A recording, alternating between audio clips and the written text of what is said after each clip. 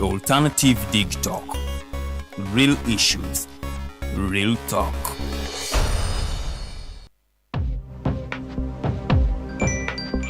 Go to the church, though. Tawali man, what's up? Man, can you imagine people just dump everywhere? Someone drinks water and throws the bottle wherever. Come on, Rogers. What else do you expect people to do with an empty bottle? Simanya now, recorder. Did you know that plastics take at least 450 years to decompose? What? That's a long time. Exactly. Because plastics are made out of a lightweight and flexible material that doesn't decompose easily. And plastics everywhere in the environment cause plastic pollution. What is plastic pollution now? It is the accumulation of plastic waste in the environment, like bottles, polythene bags, straws. All of these contribute to plastic pollution. I have been using them without knowing their effect. Yeah, a lot of people have. Plastics are a danger to the ecosystem, both on land and in water. So how can we overcome this problem? Is there something we can do? Oh yes, we can reduce by minimizing the use of plastics, reuse by repurposing them, or recycle by collecting and processing them into new products. Everyone wants to change the world, but no one wants to change themselves for the world. How about we change our habits for the world? And it starts with me and you. This message is brought to you by Alternative Digitalk.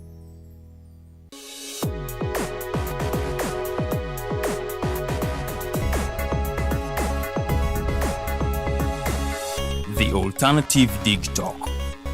Real issues, real talk.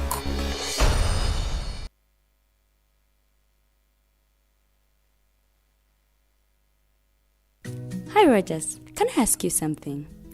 Shoot. What does corruption mean? Well, summarily, corruption is abuse of public power for personal gain or for the benefit of a group to which one owes allegiance. For example, when a public office is abused by an official accepting or soliciting a bribe. By the way, private people can be corrupt too, like bribing police officers to escape fines. Okay. So exactly how does that concern me? Well, do you pay taxes? I guess, yeah. What does that have to do with this? Everything.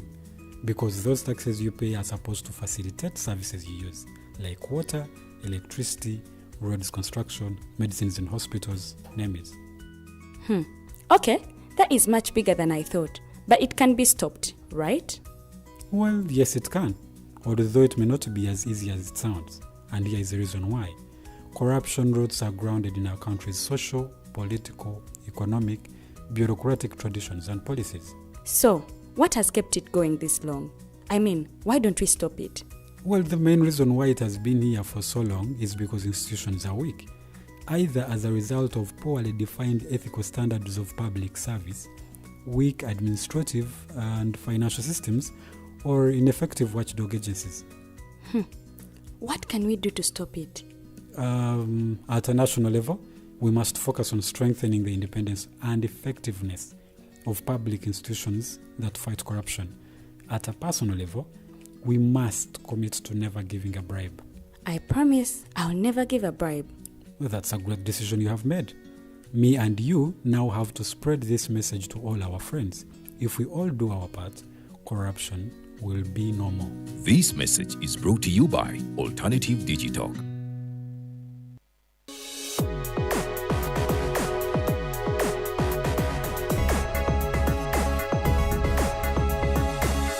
The Alternative Dig Talk. Real issues, real talk.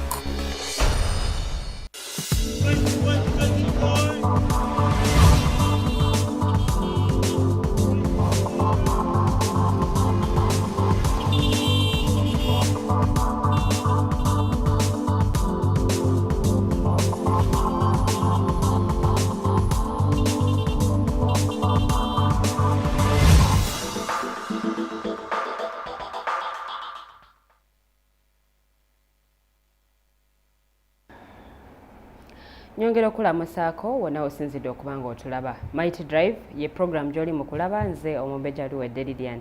Ntudde n'omumbeja Farida Bikobere n'omugenyi waffe olunaku olwaleero mukulu Dennis Tumuhairwe era nga mu studios mwali tutambula ffena okutuuka ku ssaawa 4 ez'amakya g'olunaku olwaleero. Olunaku olwaleero tugenda kuba tutunuulira ba foot soldier bano omulimu gwabwe guli ki bwe kituuka ku nsonga za struggle naye mwami Denis sigwe gusoose okuba naye twali naye mulundi ogwayita era nga yatubuulira ku ngeri people power eno gye yatandikamu kubanga y'omu ku batandisi baayo so tugenda kuba ndowooza tutandikira oba oliawo bwe twakoma twagala tumanye ebigenderwa bwatunuulira kati we bali NUP weri bibatandika baluubirira babituuseeko oba bava ku mulamu oba bava ku kkubo ettuufu lye batandikirako mu Mbejja Farida n'osalawo oyambala yero oyawukane naye kirungi olina DP olina NRM mawanga magatte kale mbuzeeko ka red naye alhamdulillah nkyassa njagala okubanga nyaniriza omukulu Dennis webale kubanga totuwadde akadde okomawo mu studios zaffe kubanga oyogerako eri eggwanga n'okutanya ebintu oba ensonga nga bwe ziri omulundi ogwasookera ddala abantu bajja ne bagamba mulwana noopu era muleeta abantu abatakkiriziganya ne noopu ne mubawa airplay naye nga bannaye ffe tuleeta buli muntu ayina kyazimba eggwanga ng'akyongerako ayambekoko okubanga ate naye ateekako ettofaali lye okulaba ng'ate eggwanga Uganda ligenda mu maaso so ku kadde kennyini kano tujja kubanga ate ennyaniza omugenyi waffe atulamuseeko tutandikire wali we twakoma tugenda kubanga tuyingira ensonga zaffe mpola luli twatwala nnyo akadde naye era ensonga nnyingi nnyo tonjagala tubeere nga tuzikubakuba 20 minutes nga tutandika ensonga endala tukwaniriza ssebo program the mighty drive sooka olamuseeko batulabe neyanziza nnyo neyanzige nyaba Omumbejja Lilian n'Omumbejja Farida yanze okunkyaza wano abatulaba kwenna mbalamusizza mwebale emirimu gye mukola mwebale kupatikana na kukazana munange mu Uganda it is a whole lot of hustle tuli mu kuyiriba buli omu mu ngeri ye negolaba gosuubira ali obulungi munayogeranga naye si byangu nalaba wano mu covid ne benali nsuubira nga akawunga bakanoonya mu bikomera abantu bafiira enjala mu bikomera haso munaye yena kutemanyi na luzungu obeera olufuweta nga haso ekulimu wena gy'oli muna Uganda nkulamusizza era tubandiza ku programu yaffe olaleero omulundi ogwayita nga Mubejja wagambye comments ezajja zaali mpitirivu olwana ekibiina bakuleka n'ebirala bingi nnyo ebyali awo oyogeza busungu olw'okuba ekibiina tokyakiinamu nnyo mukono agamba abantu mmwe naddala abatakyali mu NUP temulina birungi bye mwogera ku Kyagulanyi n'ekibiina siri mu NUP nga ndi mu kibiina ki tetumanyi naye kito kyakiri wali mu makkati obuzibu bwe tuba nabwo Museveni nabagamba ne lulyo lwasembayo nti ekizibu kya Uganda ekikulembera bizibu bingi ne ebimu ku bikulembera mu byobufuzi Yoweri Kaguta Museveni as an individual ng'omuntu ayinza okuba musajja si mubi Museveni ng'omuntu as an individual naye politics gwakoze mu ggwanga lino abadde mubi abadde mubi era n'abanga ayonoonye ebyobufuzi byonna ebya wano so overstay ya Museveni ereese ne struggle nayo nekonziba nebanga eri fragmented nebanga tekyasobola kutambula nebanga tutandise okuyingiza n'abantu abatategera bigendererwa bituufu mu politics twatandikira nga emyaka mingi ndabika ng'omuto nendudde mu politics naye ebyobufuzi twatandika tugeza okuteekawo kye bayita alternative government ng'erabikira ddala nga yanjawulo kube tugezako kujja muki buyinza nga tetwagala bwagazi kujjako Museveni kwali kugamba nti president ofuze naye kino kibi kino kitambula bulungi kino kitambula bulungi we tujja kutereza kino na kino unfortunately bwatufuze nnyo ne ideas netuzivaako ennaku zino abantu bakyateeka n'amaaso ideas bajja batanga okusogonalinga abamu ne bayimba buyimbi abamu ne bakola comedy oli n'akola bukozi comedy nga talina yadde issue gya raisinze era ne bamulonda naye era sinenya nnyo bantu abo balonzi bali frustrated twagezako okubawa abakulembeze for a long time president Yoweri Museveni n'alemerako ebbanga lyafuze bannayuganda these are the results So nekiri mu nuupu tokyewuunya nnyo. It's all resultant of the dictatorship of Yoweri Kaguta Museveni. Nti abamu n'abatamanyi byabufuzi ubasanga mu kibiina kya nuupu. Nazikuno nga Museveni atandika agamba nti ne bwe kiba kidomola nga nkyambaza yellow eya Mbeera Farida bweti nga kyambadde bbaasi mulonde buki mulonde bulonzi twali tumuwakanya ffe nga tugamba nedda twagala abakulembeze abalina ensonga obukulembeze nga tugamba nti ebyenjigiriza ebyobulamu ebyenfuna ebitambuliro ebyobulimi nga tulina basis mwe tutambuliza alternative government oba betwali twagala eggwanga lino nga tulina bye tupresentinga. Museveni natuketesana nga nti amulonda abayero ne tumuwakanya nnyo. Unfortunately ne mu position kati kituuse nti bagamba nti omuntu kasaba ne ambuleera tikinza ambuleera tobuuza ayimiridde ku ki ku nsonga ki. Waliwo ensonga ez'ebyobulamu, waliwo ensonga ez'empisa, waliwo ensonga ez'eneeyisa, waliwo ensonga katwala ensonga ekyasi ennaku zino ey'ebisiyaga. Wandibadde omuntu nga akala n'abuuza nti naye mmwe gwe Dennis Tumuhairwe osiikinga akalulu kaffe ebisiyaga obyogerako ki ne bakuwa omuzindaalo n'okyogera in black and white n'oyogera stand yo. Naye kakati tutuuse ekiseera ng'abantu ne bagamba nti tetwagala kukola ki tetwagala kumanya. So foot soldier oba omuntu yenna ali eyo mukulembeze oba omugoberezi wa nuupu awuliriza abantu kye boogera ebyobufuzi ebyaffe bye twatandikira mu zenamana mu dipa emyaka 10-20 tulyoke tutandike kino ekya people power na nuupu. Naye twali tulaga alternative policies za government nga tetuwakanya buwakanya nedda nga bw'abanga government erina ekintu kyekozeeyo kibi bagamba even a dead clock is correct twice a day because erina weyasibira gundi weyetolaba nga nga sawa zeezo otunulayo nga sawa zeezo zeebaze naye nga eddakiika eddako eba nkyamu. So even a clock ng'esawa nga nfu erina weebeerera entuufu lumu na lumu. So nga tugamba nti government bw'aba ngenda kyekoze kyolaba nga kino kirungi okiwako credit then n'olyoka odda ku mulamwa. So kati abalaba nga twogerako akatono because tugaba credit really nolaba bwe Kyagulanyi yatuyamba bwe twamuleeta ebyobufuzi abantu byali bibaweddemu amaanyi nga tebakyayagala kulonda because nzijukira dokita yatugamba Dr. Besigye akalu tekasobola kujjako omusajja but even that ng'ali mu kugezaako okutumatiza n'agamba nze sijja kuddamu kwesimbawo na declaring I will not stand again. Now at that time the whole population was demoralized nga tebagala nakwesinga n'abawagizi tebalikola ki.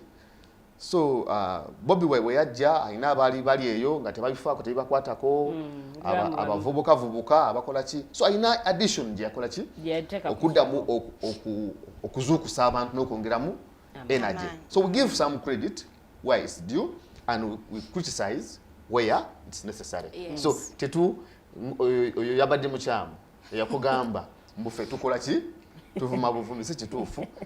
Omukulembeze wabaina ekintu kyakoze tumu respecting ne tugamba wano wakoze bulungi naye wabawo ensobi era netujogera. Unfortunately abantu abamu mu kibiina abo bwakubuuza oyo omubuuzayo nti wali ekibi omukulu kye yali akoze abatakirabanga.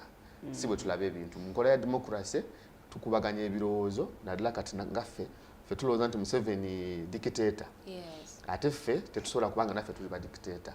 Ffe eno tukubaganya ebirowoozo ne tukkaanya tetuyinza kubanga Farida tuli wano Farida tuli wano tugamba nti tugende tujjeko oli eyeeyisa obubi alina onotandika tutulugunya tetusobola kukkiriza nedda tugamba ate ofaananya oli gwe tulwanyisa.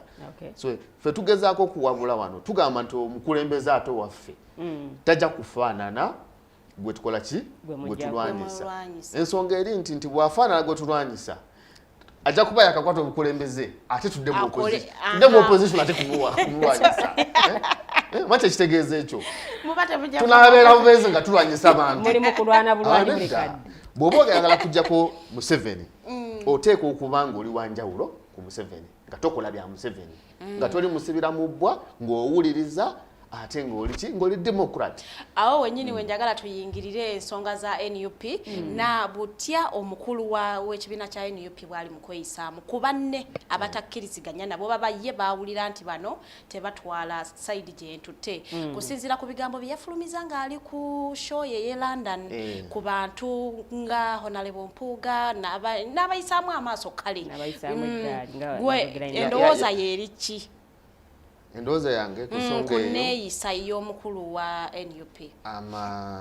Oyagala tutandikire eyo kale. Tutandikire awo kubanga kyekyokya tujja tambula kale kakati Honorable Kyagulanyi Ssentamu namutunuulidde nga waliwo dictator yali e Cambodia. Cambodia gwanga liriraanye Vietnam liri eyo mu G7 balina omukulembeze nga musibira mu bbwanga dictator bamuyitanga Pol Pot. Kati can call him Pol Pot. Twamusomako oba nali mu senior 6. Kati Pol Pot yali musajja yajja bulungi naye nga muganzi because yali family y'abalimi. Nga balimi era mu revolution nabeerako mu revolution ne balwana nakwata obuyinza wakati obuyinza ate ye yafuuka muzibu nnyo okusinga be yajja mu buyinza. Pol Pot nga buli watunu yasalawo ekisooka n'agamba nti agenda kuwera buli muyivu. Tayagala basomye ba bachelors. Atayagala bachelors. Actually atuuka n'ekiseera nga n'aboogera oluzungu nga luyita foreign language. Nga mulina kwogera obanga wano Luganda tuteeka mu luzungu. Pol Pot yatta abamuvuganya bonna. Abamuvuganya. Yatta abanaddiini. Pol Pot yatta abalimi. Sorry, yatta ba businessman abalinamu ku ssente. Abagagga. Pol Pot n'agala ekibuga n'agamba tudde mu kyalo tulime. Tudde mu kyalo tulime. Pol Pot n'awera ne ssente.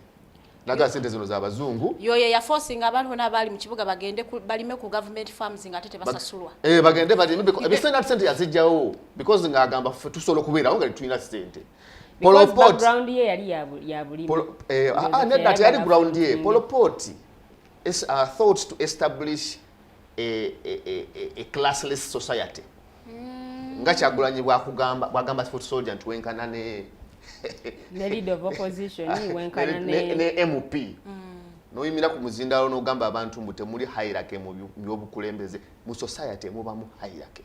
It is foolhardy for a leader to tell his followers that there is no hierarchy in leadership over in society. There is hierarchy in society. So Bobi Wine mbogamba ba foot soldier ndi yenkana ne MP that is being sichitufu sichabukulembeze oba wesizanga Pol Pot. Kati Pol Pot nga bakulengera ngo yamba de suit nalaba opponent ne bakutta. Mu myaka 3 Pol Pot yata quarter of the population. Yafuga emyaka 3 bamujjako mangu myaka 3 because erageza ko nokulumba ne ibawe Vietnam aba Vietnamese ne bajja ne bakola kindi bataking over wano era ne bakifuga bwe gwanga lino eryo paka negira kati Bobi Wine bwatunula bwate bogambi babadde alumba n'olumba Mpuuga n'olumba Sseggona n'olumba Bedi Bwanika kati ensonga ya Sseggona yasinze nzo okunyiza oyinza ogamba nti kale ba Bedi Bwanika balina ebyo bamubuuza ebimulemye okuddamu kati kabavume no problem. Kati ye Sseggona amugamba nti bakanabe natandika okubaratira mu luyimba ng'agamba nti babba ssente za Sseggona n'asanyukirako bakanabe. Kati Sseggona alina omwana mulwadde nze mmanya amaze emyaka ndowooza nga 5 omwana mulwadde alina element sagala biri personal biri eyo ndowooza abikumidde eyo. Kakati mwana yali amutwala ku sajjale ngadduka ko airport kati napakingako wali nagenda koleki ngadduka kati awo eno nga twali Kampala wano ninga musajja ne twali tuogera yali afulumye dda era yakoma obuki bukome luvanyuma so nti notuka n'okubalatira mu bulumi bwoli wandirowooza nti comrade because these are colleagues. So Bobi Wine so Bobi Wine okulumba abakulembeze banne ku level eyo nze mfananya Pol Pot nti Pol Pot yalabanga omuntu asobola okumujja mu kifo kye kati ng'alina kubakuba yalabanga bonna balina kubeera wansi we nga ye yalina kubeera nga liida yekka aliwo balina kutunuulira ye ekyo nno kyeraliikiriza mu politics waffe nti bwe tuba nga Kyagulanyi Ssentamu Robert ye mukulembeze wa opposition, the leader of opposition abantu bamuwagira n'afuna namba 2 mu ggwanga ate tasobola kuba bakulembeze banne waliwo omuwandiisi omu yagamba nti a great leader is one who surrounds himself with great people. Nti omukulembeze ow'ekitalo naggwano anaabo w'amaanyi yoyo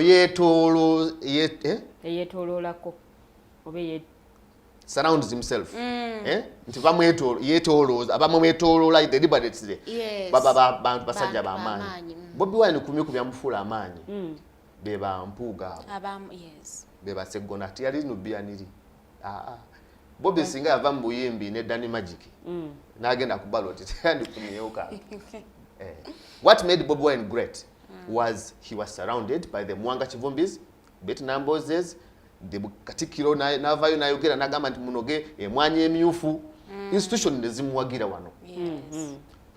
Therefore you cannot seek to destroy all the great people bw'osigale weka mu society and ngwe nga exalting a mediocrity kati ngwe abakuli wansi gwe balanga abantu abamakulu gwe n'olabanga mu bantu bonna era n'olondayo Ssennyonyi era n'ogamba Zaake era n'ogamba Shamimu Malende n'ogamba Derek Nyeko ng'olaba abantu oba bamwetoolodde be bamujjuzaamu this kind of information metera naye okusalawo. You see, as a leader we all learn fena tuyiga.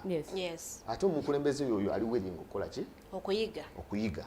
So omukulembeze nga tokyali mu biri eby'okuyimba because ebyabayimbi byo byangu nga bwe nabagamba luli okeera ku makya wajja kubuuza bati wayimbe kino wayinza n'okuwemulira mu luyimba lulwo n'owemula n'ovuma weyagala obuvuma mu by'okuyimba mu bya politics. It's not about you.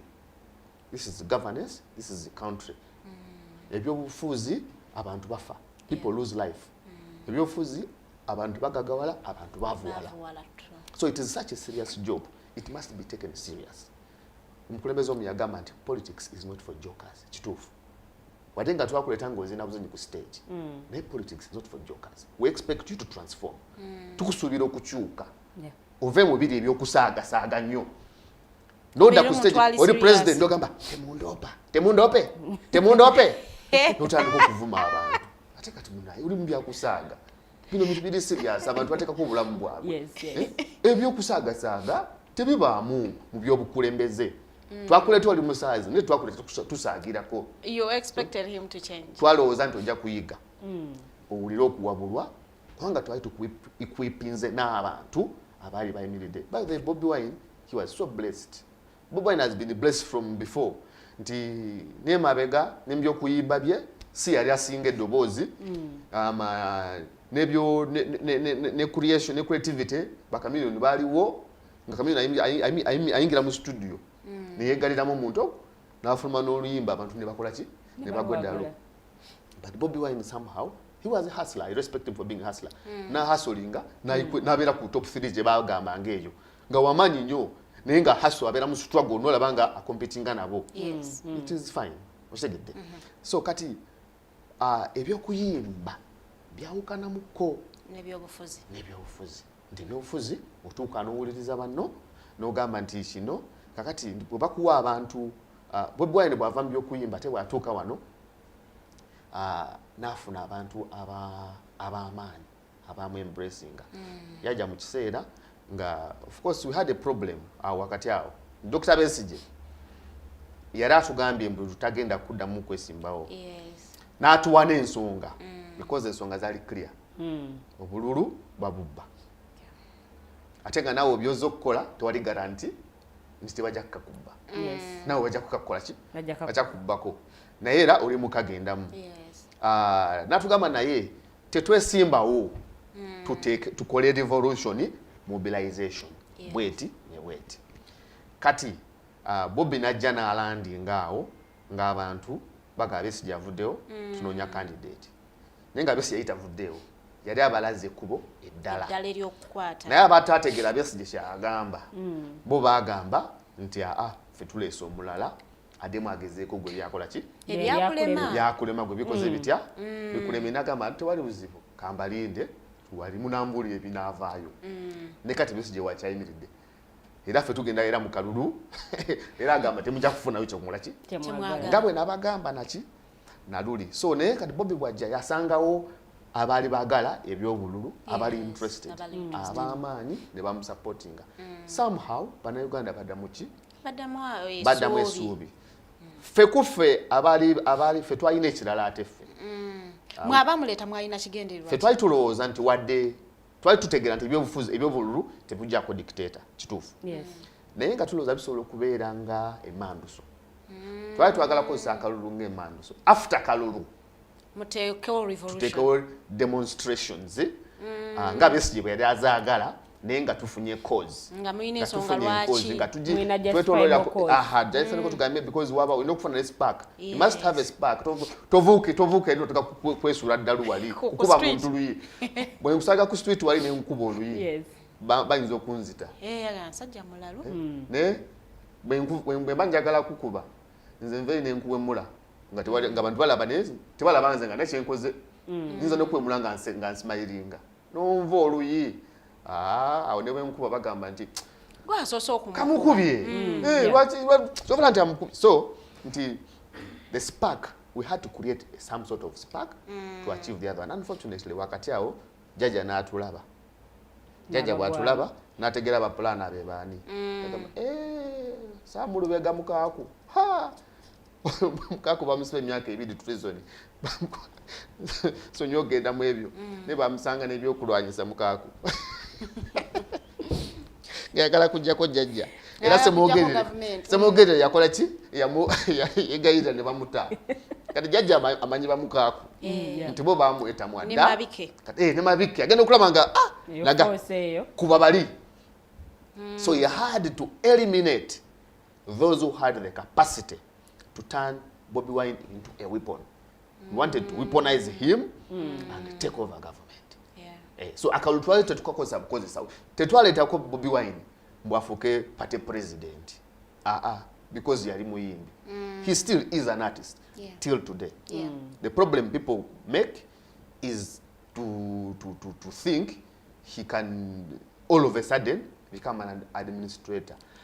Ebyobukulembeze nabyo wetaga muka experience akatonotono olina otulaga nti where have you okulembeddeko wa okulembedde ajja kwamba badde mukulembeze wa Firebase ghetto president leno okulembedde eggwanga naye nakyo si kibi however si kibi nakyo so okulembera however oteeka okudemonstratinga the willingness to do so bw'osigala ng'okyeyisa ng'omukulembeze wa Firebase we cannot trust you with the power to lead the country. Olowooza neeyisa ya Bobi Wine eno was he not mentored enough yavaayo mu mikono gy'abali nga tannabeera nga tannajja bulungi kwe kutandika okulaba nti bye mwali mumusuubira musi byakola possibilities ziri bbiri ekisooka capture nga bwe nkugambye yawambibwa bw'aba yawambibwa n'abanga omulamwa omutuufu yaguvaako then abatasobola kwachivinga bimumutumye baba ngali mu buwambe ani yamuwamba state eba government ewamba government ewamba ekibiina era omuntu aliwo nebako nemuteeka mu polls ezimu controllinga ezimu kozesa bino ne bamuteeka mu threats government ifena fit tubadde mu fear nze lumu na posting awo Dr. Besigye nenfuna esimu okuva omusajja MP waffe mu kyalo yayita nkubira nkosimu n'agamba bagenda kutwala.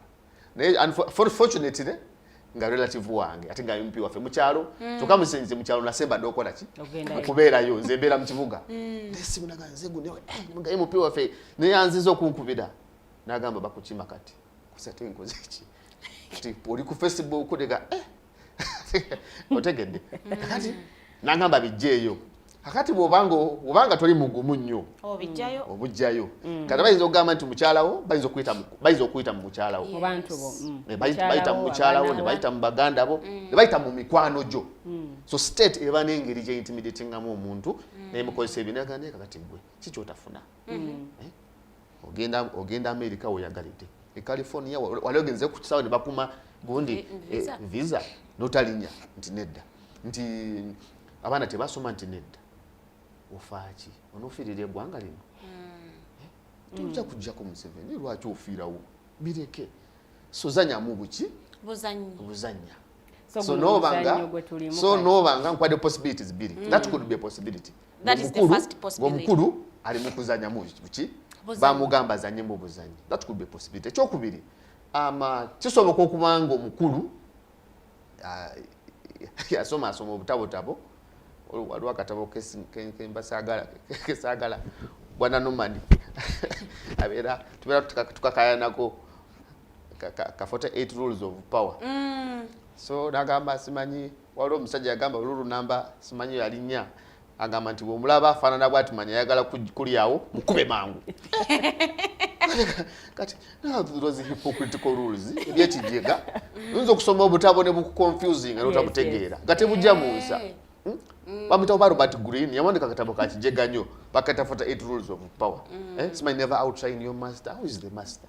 Mbukati mpuga bwabeera awo nga wakitibwa emyaka 2 ng'ayambadde suit esinga eyo then is trying to outshine you mukube mujeewo so nosomasoma obutabo ne buconfusing nolowooza mbu that it is applicable nedda oli omuntu yatula wansi naimagininga things from his minds and he wrote these are not practical things kati nze sikanya n'ebyo ebyekijega because nkugambye plateau ye yakugamba nti omukulembeze alibo w'amaanyi the great leader will surround himself with great leaders tegedde nti hakati ate kati oli bwagamba never outshine your master nti oli Robert Greene yagamba kirala nono nagamba kirala ate kati nze ndi ne plateau sina Robert Greene because nze ndowooza nti ate oba w'amaanyi nnyo singo bawetooloola ng'ate ab'amaanyi boyimiriddeko bwenyimirira ku b'amaanyi ate nze baw'amaanyi nze nzikanya n'oyo katati so ayinza okuba nga nayo possibility ng'omukulu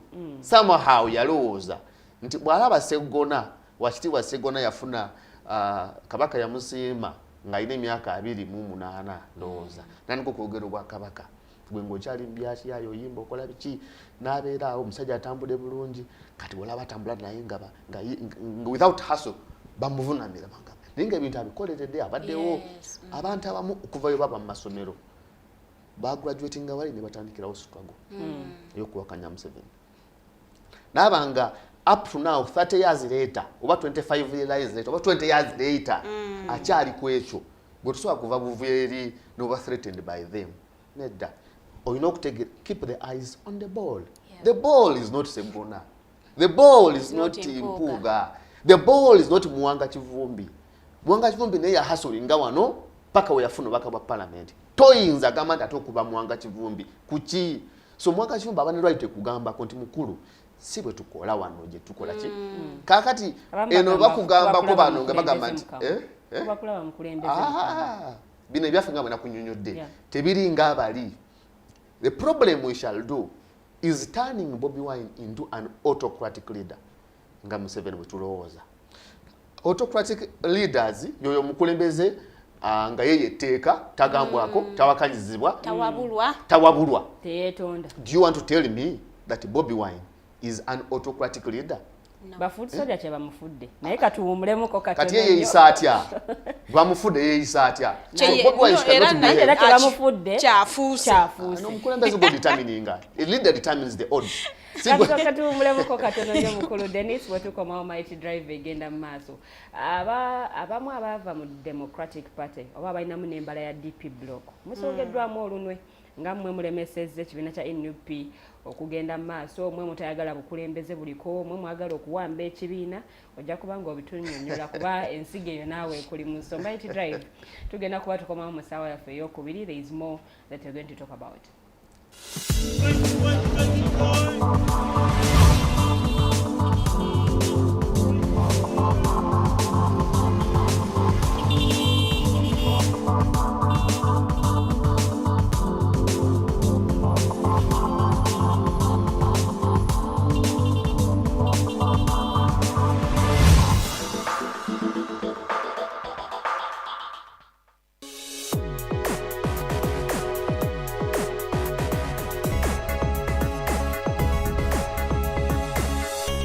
Alternative Dig Talk. Real issues, real talk. Are you craving for that special meal that will entice your taste buds and leave you with lasting thrilling memories? Look no further. Spice Island Bulenga has got your answer. Natural, fresh and delicious juice, the best meals. Don't miss our daily specials from Monday to Sunday. Pizza Wednesday, Saturday Pizza Bonanza, you buy one and take two. Come dine with us and feel the experience. We are located at Prime Shopping Center in Bulenga, Mitiana Road. For inquiries, call us on 0704111720. Spice Island, we treat your cravings. Looking for a pair of shoes? Les Hub Stores has a wide range of selection for unisex footwear.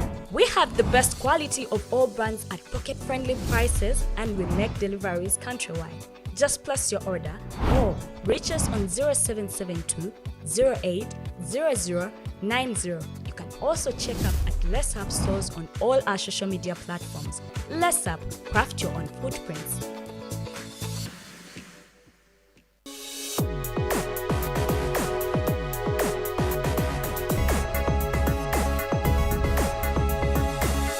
The Alternative Dig Talk. Real issues, real talk.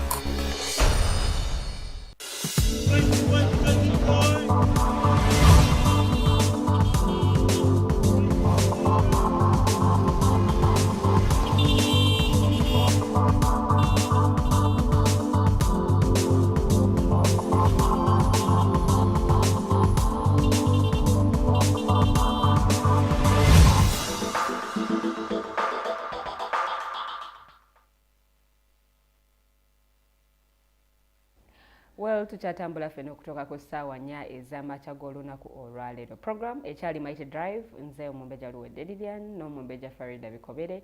Tutambula n'omugenyi waffe olunaku olwaleero mukulu Dennis, omu ku batandisi b'ekisinde ki People Power ekyeyubula nno ne kivaamu ekibiina ki National Unity Platform. Ebiriyo bw'otunuuliranga bwe bitambula, kale birina engeri gye bitambulamu, oba oliawo ye gy'agamba nti balabika baava ku mulamwa oba bava ku ebyo bye batandika bakkiririzaamu. Tugenda kuba tutunuulira ensonga y'aba foot soldier. Waliwo abuuziza foot soldier yaani, naye nga tetunnagenda ku foot soldier.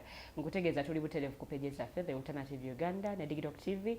Mu comment section teekayo endowooza yo ggwe alina ekibuuzo kiteeke mu comment section, tujja kuba tukiweereza ate omukulu abenga akiddamu bulungi nnyo. So nga tetunnagenda ku nsonga ya foot soldier, nakano nsaba osooka okajjewo abaava mu Democratic Party okwegatta ku NUP oba okutandikawo ekisinde kino ekya People Power, musongeddwamu olunwe nti mwe muziŋŋamizza struggle but also mwe mukuba obukulembeze bw'ekibiina ki NUP obuliko. Abamu mbu mwajja n'ebigendererwa byammwe, mwagala okweddiza ekibiina, mwagala okuwamba obukulembeze. Tebaafuna bifo ne bamera akasajja ku mitima. N'abataafuna bifo bagatteko. Abalala mwajja muyina bye mwagala okuyisaawo naye mugenda okulaba ng'omukulu agaanye ne mumugulako olutalo. Ekisooka abantu lwakwa problem balina selective memory. Bajjukirako bimu, bajjukirako bye baagala, bajjukirako nga bye baagadde, baloonamu bye bajjukira. Yes. Bannayuganda bandibadde ba mazima era omuntu yenna ali eyo yandibadde mazima eri ye mwennyini. Because tewali bw'otaba mazima gy'oli tewali agenda kuba mazima wa mazima eri ggwe. Yes. Bobi Wine DP yamukola wa DP block. Yamufuula yali muyimbi ne Kyaddondo twali tugenda Kyaddondo UYD ne DP byakulembera kaluke Kyaddondo. Twava Kyaddondo ne tutandika kye twayitanga DP reunions nga Bobi nga DP is facilitating zonna nga bwe nabagamba luli ngono muwambu wi platform tumuwa platform ey'obwerere. Tetwateekamu buteesi nswa tulina kye tusuubira kyogamba yali twali tukola charity nga pate organization ekwata sente zaayo neziteekamu bamemba netuteekamu budde bwaffe. Bobi Wine yalina gwe yasasula kubamufuula netumutwala ejinja netumutwala Makerere netukunganya olukiiko lw'ababiina byabufuzi. Ye yali muyimbi nga ababiina byabufuzi tuyise structures zaffe okuva ku byalo mu Buganda yonna. Actually twatanga ne Greater Kampala netubakunganya Makerere ku buli kyalo na meeting abantu omutwalo netumbanjulira nga president addako. Netumutwala Masaka netumutwala ejinja netumutwala Eggulu nga tumwanjula structures za Democratic Party. So kyogamba ffe twali tetulina kye tubala, twali tukola kyawo because tetwalina plan ndala. Plan yali yakumuleeta nga presidential flag bearer oba candidate. Ate era kimanyi bulungi. So that is the background. Nti n'ababaka ba Nuupu bw'obalaba ng'ovudde ne ku bakansala kale eri waggulu ku top bayinza okuba baatabukamu naye n'abasigala mu Nuupu 80% are people from the Democratic Party betwayingiza. Twali tubaleese nga tukoze tutya wakati awo nga bwe nabagamba luli bwe baali baleeta assault nga bakola attack ku people power bakola yali two-folded. Emu yayingira side ya Kyagulanyi waka, emu yayingira mu DP. Mawu ne bamudisorganizinga ne tubanga n'ebino bye twali tutambuza alekeddewo bifandinga ate nga yayita police otukola ki okuyimiriza enjiko ze twali tutya zitwali tutambudde bulungi. Mawu yenyini n'atandika ate okuyimiriza ate nga tutaddemu ne ssente za party tukoze sacrifice ate nange okuyimiriza n'obuuza oti omusajja akoze eki ate atabusa atya kati. Mawu yenyini n'atabuka. Aye tuba tuli awo ne tugamba Bobi nedda tusugale nga tutambula nga bwe nabagamba luli n'ebino ebibiina ebirala ebyali bikoze DP block SDP ne PDP. Omuna mugamba nti tetugendeyo tuleta akabiina akaffe. Ne bagala ne bakasuubula eyo bakawandiisa billion constitution yako ne kate kyali matankane because teriiwo nazo issues nazo ziri awo ne bayita ekibiina against because twawakanya ekibiina ekyo kireeta. We had the party to try to amulya ko twalina formation je tambulyamu nenga ffe tugamba tusegere nga tukola nga aba people power. Oba people power chikwa leverage okolagana ne FDC ne bibiina ebirala. So ours was majorly people power. Formation ya NUP tetwagikanyako naye bwe twatukanga omukulembeze gwe twali tuziyimbye kyayagala. Some of us were forced to swallow the humble pie for the goodness of what we had built. Because try to invest in the new. And I want it to be clear in the no uncertain terms tetwawagirako uforminga NUP. Era kuluna abajoyinize NUP. Kuluna abajoyinize NUP. Baba gambye nti bwe mba muzze n'ebigendererwa byammwe ku mulundi guno tugenda kuba bigendererwa NUP inabigendererwa kinakyo si kituufu because Bobi Wine nga tumuleeta tetwamuleeta kudambya kukola kibiina. Twali tumuleeta kujjawo dictator. That should be the goal. The goal is not forming a political party, having a headquarters, and starting enjoying sausages with others. Ebintu ngawe bitambula takyali kumulamu gwa kujjawo dictator. And kati boda mbya kibiina kati nawo kwasisa nobanga class monitor. That means nawo settled. Oyinza okubanga kati nawe ovude ku goal fe twagira n'ofuna temporary relief oba temporary gwe no achievinga. Kati omukulu ayinza okubanga abanne ba achievinga awo bakoma bo balabanga bakoze batya bali comfortable right engule bajambadde already abantu abo balabanga bambadde engule ebisigadde semantics baba beefulanga abakyabirimu nenga bakola batya nga babivaako nga bali wali kavule embeera eri wali si embeera gy'ogamba mbu kati tukyali kugoba dictator. Neddiru otandika okwawukana n'endowooza ya Bobi Wine oba ne bigendererwa ebya ekibiina kya people power n'ogamba eyo si ye yali personal nga ndikugambe nze omu ku baatandikira ddala saatandika butandisi nali muyambi personal assistant oba political assistant wa Kyagulanyi twatambulanga mu mmotoka emu mwe natambulanga ng'essuwaani gyali yako gy'olyako oluusi n'enkola abantu abamu tebabimanyi oluusi n'essuwaani gye baba bamuwadde bwe tutuuka awantu nga ngamba ase bweno kanjirye lyamweyange omutaasiriza akatwa because wekaba wakatwa and that happened several times bwe tukola mu byobufuzi si yeyeka tubikoledde so natwali ku level ezo. However tutuka ekiseera nga mutandise obutakanya ku kasonga kamu n'akokubiri n'ebirala ebiri fundamental.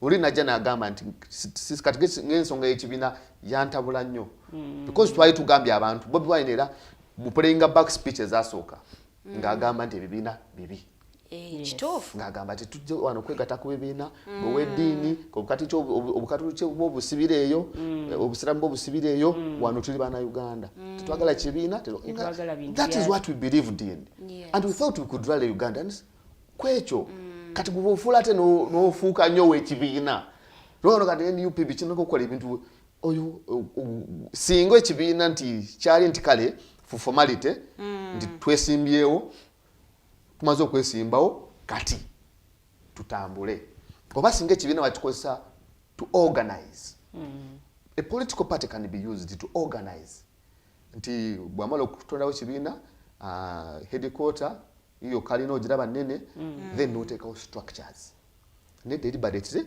kibiina tekitaddewo structures tewali structure za nupu tukyatambulira ku people power abantu bonna abali mu nupu they were selected at the hand of Kyagulanyi obuyinza bwe twamuwa tumala obumuwa ati yabukozesa against us okutufulumya omuki omuku ate nga mu byobufuzi bwe bakuwa obuyinza buba bwa ffenna it is a collective so kati osulawo ddi omulimu gwa personal assistant saasula omulimu gwa personal assistant bakugobako bwafuna obubaka bwa parliament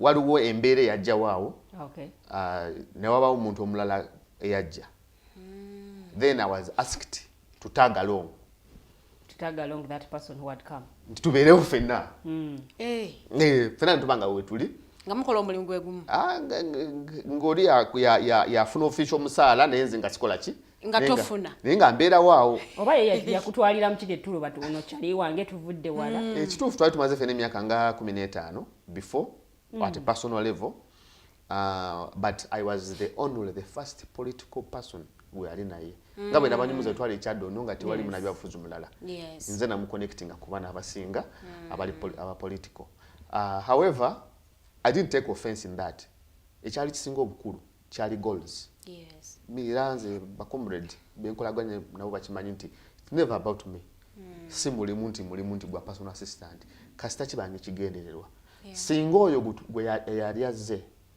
n'abalala abajja after us baali bakyali ku mulamwa gwe twali tulowooza then would not have a problem surely singa Kyagulanyi sawa zino ali ku street ze Kampala because abasuubuzi bamala okwekalakasa wano amaduka ne bagaggala omukulu n'alinnya ennyonyi n'agenda avume bakulembeze bane okubayimbamu n'agenda azinye buzinyi n'ogamba kati omusajja agenda kuyimba Museveni ave ku ntebe you think you can dance and Museveni falls so Bobi Wine you think you can just dance yakozesa music okubaako then the dictator goes no music mbwayambako okutambuza message ya struggle you see before Bobi Wine ever came to the political scene Besigye was decorated in the Guinness Book of Records but Uganda wachi by selective memory Bobi Wine ali mu Guinness Book of Records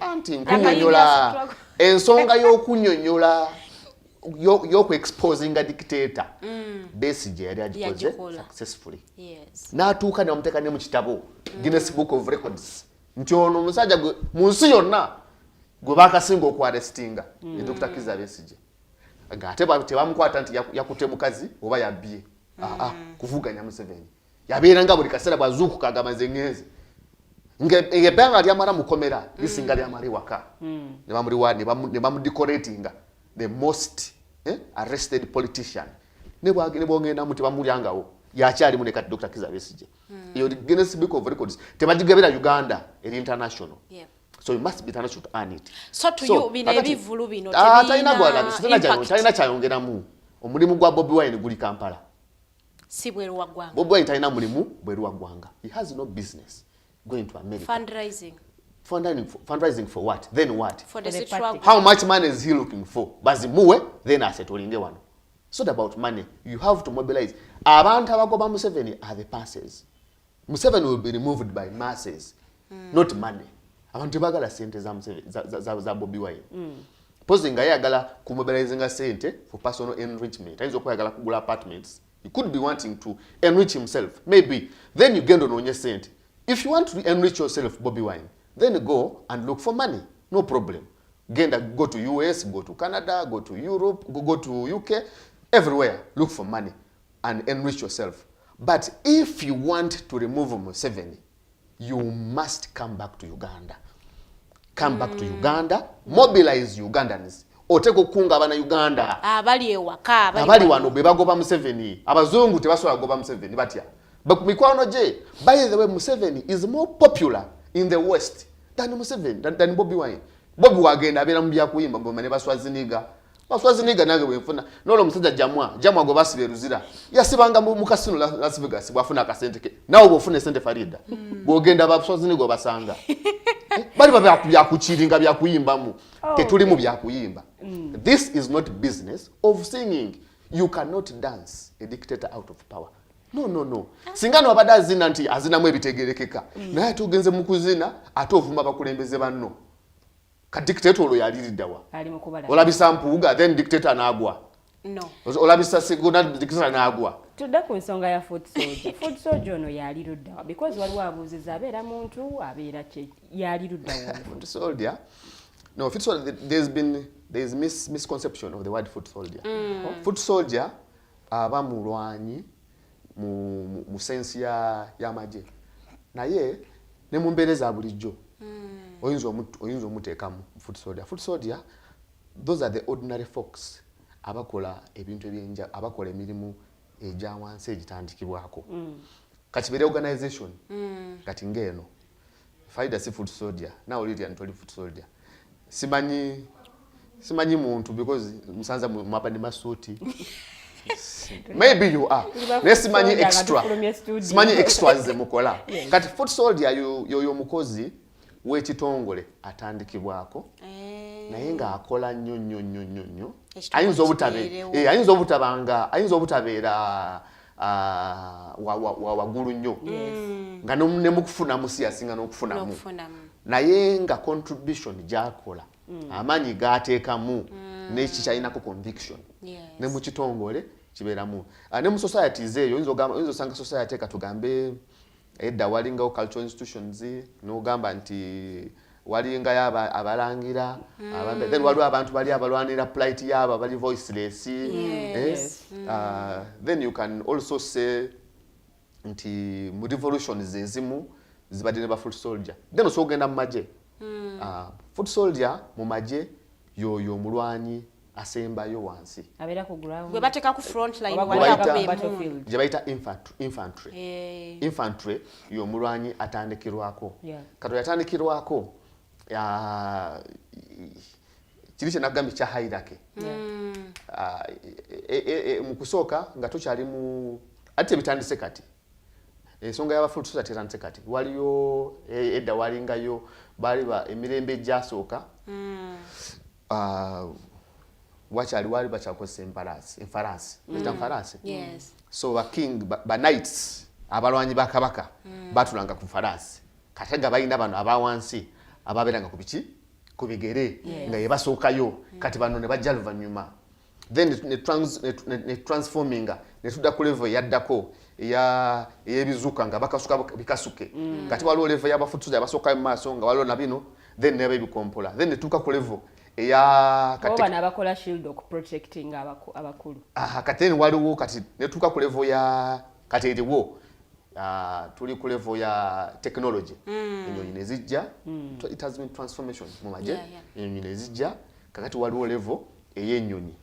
Iyo level weri waliwo level ey'abakomanda then level ab'okutaka abasookerwako. Kati oyo w'okutaka oyo asookerwako oyo nti tugenda kola offensive.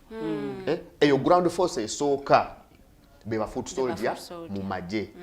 Kati ne mu politics kidulatinga bwe kityo. Team politics tekitandise na banuupu lwakuba ba adoptinga kiri ekigambo ne bakyewa naffe twabayinanga mu dipi twabayitanga bakakuyege goyitanga kakuyege. Kakuyege yasooka wali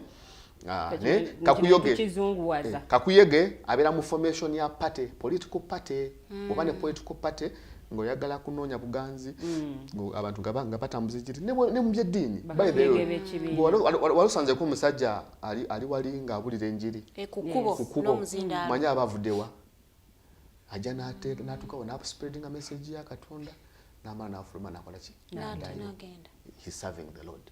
That person is serving the Lord or that lady is serving the Lord. oluusi tebamuwa sente naye abunisa bunisi ki njiri. So foot soldier mu politics enjawulo nti be bano abasookerwako si babeera ab'amaanyi naye omulimu gwe bakola guba gw'amaanyi nnyo okutambuza kye bakkiririzaamu. First is the conviction kyolimu okikkiririzaamu then gwokola bino ebikola ki ebisookerwako bali very very important era omuntu bakola gw'amaanyi nnyo. So foot soldier ewaffe mu DP bwe twali tutandika twabanga alina kati mu nuupu ba foot soldier erinnya ne bakijjamu ne bakifuula kati ekifuula ekyenjawulo mu nuupu it is militaristic olwokubanga twali tukizimbye in a way of a revolution. So revolution era balina kubeera nga ba soldiers tebabeera nnyo ba bulijjo ngera naye era babeera bali infantry ne batandikirwako. Revolution ebeera ya outfit eba y'amagye, it's militaristic. A revolution is militaristic. Tuyinza obutakwata mundu zennyini zino bwe ziti naye a revolution is militaristic approach yayo because tuba tuvude ku odds kugamba nti tugenda kutola wansi tukulinde sebo teka kaluluko okalangire nga boyagala tujja kuwakanyeko ebimu tujja kuwakanya mu ngeri bwe tuti. So tuba muntu abawakanya, that is the revolution. But now the ground for the infantry of a revolution are the foot soldiers. Now that's why the problem comes in. Nti omukulembeze bwatamanya nti eno infantry n'abalimba n'abawudiisa mukulu wenkana ne commander. So abakulimbye because kati bwe bakuhayirako eyo na government mu politics mu mahayirake oli Bobi Wine byabalimba mbu we are classless fena twenkana si kituufu nti mu society zonna mubamu hayirake ne mu maje mubamu commander mulimu ba planner. You start with planners be basooka waggulu. Planner bwabeera mu bino ebintu bo batulaba bayizo kwanga actually inzo kwanga team planning ya abantu basatu tabo omu babiri basatu batano bamala okuplanninga ne bayita ba commander ne babwa orders. Actually planner eza n'obutabeera ku executioner abagenda okuteka mu nkola planner eza n'okusigala babbali n'agamba mugende mutukirize okwo kwakuba plan n'agibawa nabwa plan kati ba commander ne bajja ne batowa order ne bagamba kati order eri bweti kati bajuwa bali kati abalina ebyokulwanyisa section brigades bakati kujja kukwata ine kubo kujja kukwata Masaka road kujja kukwata Hoima road kati ziba ne section commanders kati aba commanders abo ba leaders ba sections be baba ne ba foot soldiers be bawa order ne order they are executing the same order eyatandikira foot soldier yetabana order ye. That is what I'm trying to build. Foot soldier executes orders okuva waggulu. So teyetuma mirimu hayirake ebeera bwetyo paka wansi. Now kati bwe babagamba nti ku level yemu. Now the problem is when a foot soldier now starts giving orders. From where? Since when? Foot soldier nga bwe nkugambye ne wankubadde goyinza okubanga gosinga okulwana naye idea teba yiyo eyinza okubanga ne ideology si yiyo bagikunyonyola bunyonyozi. Actually you can even misconceive it baza n'okikugamba n'okifuna bulala no excuse nga weyagala ne bamala bagamba nti neda jangu tuterezemu here you didn't do it, these were not the instructions. Ne bakutereza nga foot soldier. So the problem would be a foot soldier now making commands over becoming part of the decision makers. You can graduate after some time. Fe mu DP gye twalinga twabatendekanga era tuwabeera ng'obeeza awo tugole foot soldier simanyi kiriwo wano simanyi wabatendeka naye fe mu DP gye twalinga there was high even at their level ku level ya foot soldier naye abamutendeke. Foot soldier netava buve mu buliri bwe neyetuuma n'akwata simu ye neyetuuma nti ndi foot soldier naye abamuteeketeeke abamutendeke aba yategera ideology. Now ebintu bibiri ebiyinza okubeerawo. First of all commander bw'awa command enfu ayinza ogaba commanding enfu for example because nkwaye foot soldier omulimu gwe kugobera command. Yeah, true. Yatalina kubuuza.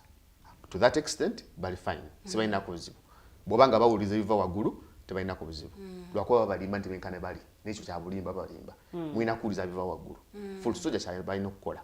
However, the problem, what would be dangerous would be a foot soldier following wrong commands or a commander giving wrong and dangerous commands to the foot soldier. To the foot soldiers. You lose the ball. For example, bw'ogamba nti foot soldier tebanako kulumba b'amasuuti mba mbivuddeko mutya. Because ngugambe foot soldier tuli military, tuli militaristic, tulumba bali balina ki balina byakulwanyisa, tujjako dictator. The target is very clear. Foot soldier tubeera na mbino bya simanyi parliament bikibikia foot soldier toyinza okubanga tegotudde mu parliament ate nga gwe foot soldier nedda kiba kirala kiba kirala ate okwate foot soldier ate omufule leader. You graduate that person and that gap is filled. Otegedde omulimu gw'abali era bw'ova eri sebu nze mbalabe mu institution ez'enjawulo ebbanga lyemazeewo ndabe bana mawulire nadda media houses ziri ezasookawo ngolaba omukulu oli yagraduate nga omusajja nga yali hasolinga naye nga nimusanga ali mu ka office nga takyabikola naye nga yakolera ekitongole ekyo buli obwa foot soldier bwe nakugambye. So nti you cannot permanently be a foot soldier unless you choose to. Oyinza ogamba nti anze ebye office kola ki sijagala nja kusigala nga nkola bino because that's where I express my passion bulungi nnyo. Naye bw'ogaba ode nkyamu oriskinga kati nga bana bali mu makomera because waliwo akafaananyi katrendinga nnyo. Omusajja bamutta mu 2020 yafa wanisa ekigalo wamula yafa wanisa ekikondo. I think oyo musajja ali watiseka ndoza wali watiseka so yafa awanise ekikonde bwati kati oyo yayina kyakirizaamu nakkiriza nalumba abasajja b'emmundu naye nga teyina yali teyina kyeyina. That was a true foot soldier. Najja n'agamba nti nzize kakati waliwo baana abalala bali mukomera bagamba nti balina ebyokulwanyisa bwe bakolera ebyokulwanyisa ebifaanaganamu ebifaanaganamu bayinza okuba tebafuna mundu naye nga bakwata butidda obanga bakwata obusaale. Kati bwe tuba mu revolution abo tetubali ku routing nga abamu baba nga bwe nkugambye ayinza okuba nga ye yammatira kino yayinza n'okwetuma naye oyo abeera ku kiri naye abatakola kike era bagamba n'okugamba nti abaana abo bagezako n'obawa ssente bave mu kkomera abamu bakozi batya baganye bo they are convicted they are convinced balina conviction ku kiri kye bakola ki kye baaliko. Kati gwe bw'ojja n'otandika okubalaatira oba n'ogaba orders enkyamu you're risking bali abaana oyinza n'okubassa oba byakigundi. So we must not lose focus. Foot soldier yanditegedde what the role of a foot soldier is. And so far nze sirabawo obuzibu mbulaba ku komanda. Omukulu Benson Natukwasaga, Mr. Tumuhairwe Dennis, please tell us if you are still in NUP or at least tell us which party you subscribe to, sir. Nze ndi munankyukakyuka yebale nnyo Mwami Benson Natukwasa. Mwami Benson Natukwasa nsanyusa omuwuliza. Ndi wankyukakyuka. I belong to people power and I belong to as I told you NUP is a vehicle. I can belong to NUP because mugambe batu inscripting mu NUP twagiyinga entugibeeramu era tuli ba NUP. By the way oyina kadi ya NUP njiyina. However nga bwe nkugambye nti ebyebibiina by'obufuzi bya kinafu ate bya kijega byabo bokka abalowooza ku bifo.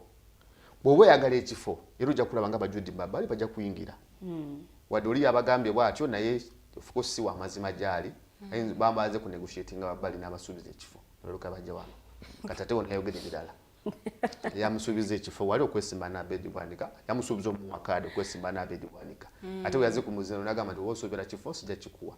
Of course bonanfuusi naye si y'ensonga. Ensonga eri nti abali mu by'ebibiina by'obufuzi baba banoonya just targeting. They are targeting political positions. Now political positions do not remove a dictator. Nze nga Dennis ninza okubeera mu NUP era ticket nja gifuna era mbangula akalulu era nfuna akasala buli buli mwezi and then what? Struggle gitambulize muli munda. Anti struggle, what is struggle?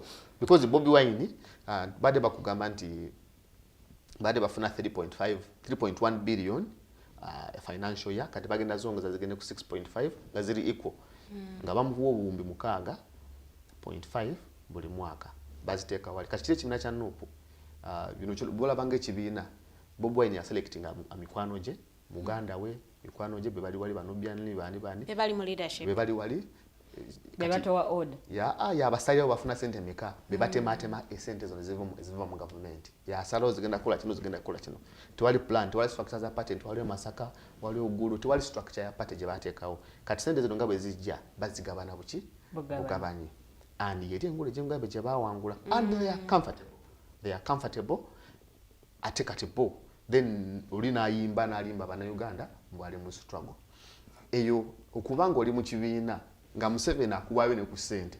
I told some people okimanyi nti Museveni ye minister of finance, the president of the country yabera minister of finance wa Uganda era budget ya signinga yeah. Kati buli budget efuluma eba mu sente zigenda munupu era president asigninga Fena tukimanyi bulungi Museveni yabuwaza abantu bonna abamuvuganya banji bayabuwaza butakanya naye akwavuwaza kati Museveni buli mwaka mbwa signinga ebuwumbi mukaga buje uwo nga toli chaliwe how so mukwogera ko kuno kulaga nti ebinabye ebyobufuzi ne wankubadde webi tebisobola kuleetawo nkyukakyuka olw'ensonga nti balya wali wennyini bonna basente bazijja wamu ne Museveni wazijja n'abalina musente bajja sente abali mu bifo bajja sente ekibiina ky'obufuzi participation yali nti tugigendamu kumobilizing abantu tugobe dictator that is the idea.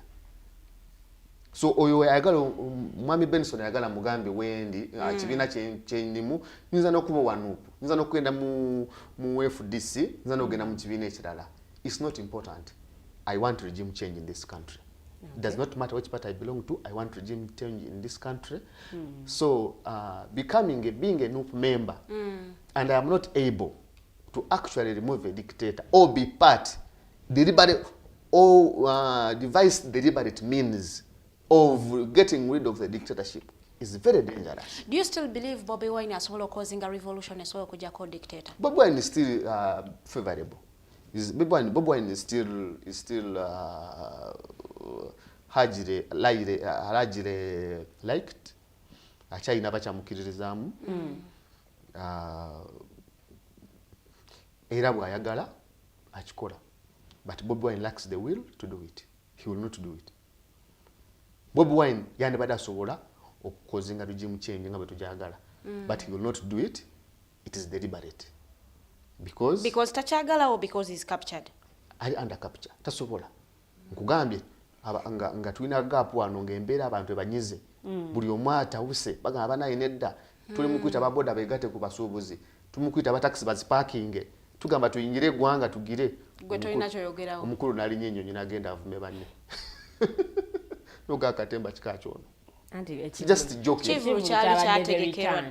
Nodda bali bachitegekana. The return of the ghetto gladiator. First of all, you cannot be a singing president. Ngabe na government twakulabozi na mazina. But we thought you'd be a former artist. So mwabaleta Bobi Wine. A leader. Mwali mumanya agenda kusula wali music career ye. Twalite tumanyi. Yazimbidde band. Twalite tumanyi. Kyekyaali ekituufu ekyokukola. You cannot be both. You cannot be a musician and a leader. Tandiko kuzina kuzinyi bino bya kuzina. Nkunyonyo problem Lydian omumbejja. Obu ebyobukulembeza abantu babisagira mu nnyo. Tebamanyi how serious a job is. Sagala nyo kuwana Museveni. Ne Museveni kimanyi tanywa na mwenge. Museveni teyebaka. Okumanya musajja muzibu nnyo. Tali ananyama. Mubamugamba musamanye erwaza biki abera ku vegetable erwaza burusera nabera so serious kwekyo nalya muwogo mumuvuganya Museveni musiba mubara bunywa bunywe mwenge musura mukuzina muri mu bakazi muri muzibiki no and I told you why is politics a serious game which deserves serious human beings or serious people because in politics omuntu politics ayavuwaza agagawaza ata agaba n'obulamu politician asalawo n'ofa n'okufa politician kills you ate omuntu akujja kusenda abakoze etya bwofuna wano ekizibu nga tolina sente togenda kufa. Yeah, ogenda kufa. So a politician has a right akugagawaza, akwavuwaza, akola ekintu kyonna. So a person who takes politics as a joke should be condemned by all right-thinking human beings of society. So omulimu gw'okujja ko dictator is a serious job. You cannot be dancing and still think you can remove a dictator while you're still dancing and doing freestyle. Temundopa. What kind of joke is that? Temundopa. Which ones then? And what kakati bw'akikozeeko mbuli yako inch ja moving the dictator with that kind of approach. Amulabisize bwedwe eggwanga. Kugambe Dr. Besigye yamulabisa dda. Tayina naawe. Ekisooka you're preaching to the converted. Ebintu by'okuyimba nze mbimanyi. Abajja bakukkiririzaamu. Webale nnyo. Nayimbako, namuto wange ayimba, actually n'abato bange basatu bayimba. Babiri bayimba gospel, omuwala ayimba byansi. Bimanyi bulungi. Nabo tukole ekivulu wali erugogo. Abajja be batuwagira. Yeah. Bebakkiriza mu music wa Choka ya preaching ze wani. Bonna abaze mu kintu kya Bobi Wine. Babadde bamumanyi. Yeah, so how do you preach like that? That's nonsense. Mwenga baleta Bobi Wine. Temusobola kuvaayo ne mugamba ne mwekuba mu mutima ne mugamba katuddeyo. Because mwa abamuleta musobola okumutereza somehow. No, kuddayo wa. It seems like what distance between there's no you? Distance. There is no. No, there's no distance. No, by the way, I belong to that party. Era ne kutebe ngendawo. President abamwe mutuula emabega wa Honorable Mpuuga. Obuzibu bw'alina nti yafuuka autocratic. Bw'amanya abatamukkirizaamu takuwa space. He does not accommodate divergent views. All characteristics of an autocratic leader. So, yet in a democracy, you are supposed to listen to all views. Someone comes with ideas. When you're trying to remove a dictator, or when you're trying to forge a way for a democratic society, and you have colleagues and comrades bring suggestions and ideas, you must be able to listen to them. You don't just rubbish off. When did you last talk to Mr. Bobi Wine one-on-one? Personally, Nganze, a few months, I think. It was a year's Jews. No. Sibanga denenyo. So why do you? No, actually, Avude wano yogera ko naye. Rewava wano the other time. Avude wano namuna yogera. No more advising on how you think things. It was not. I didn't have a personal conversation with him. I have had several engagements with Bobi Wine on the same, on a personal level. Unfortunately, gendo kulaba nga agamba nti we shall meet again. Now this time we shall meet with the Secretary General and the Chairman Nyanzi and Vice Mufumbiro. And me, I don't think I should meet with other people. Bobi Wine has the capacity to understand what I've discussed with him. If it is wrong, angambe nti sikola ki sikaniza nacho.